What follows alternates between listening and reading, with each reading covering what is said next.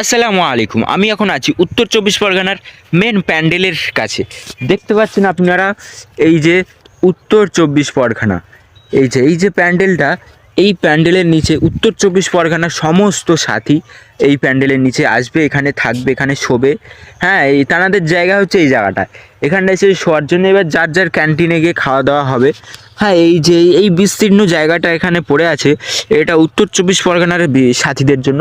যারা উত্তর চব্বিশ পরগনা থেকে আসবেন তারা এই জায়গাটায় আসবেন, এখানে এসে ব্যাগ বেডিং রাখবেন, এখানে শুতে হবে আপনাদের, সেই হিসাবে জায়গা করে নেবেন।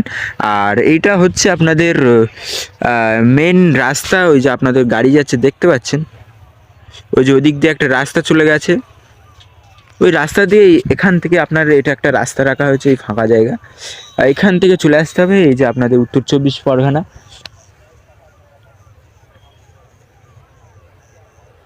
এখানে এসে থাকবেন। তো আশা করি এই জানকারি আপনাদেরকে পছন্দ হয়েছে। আসসালামু আলাইকুম।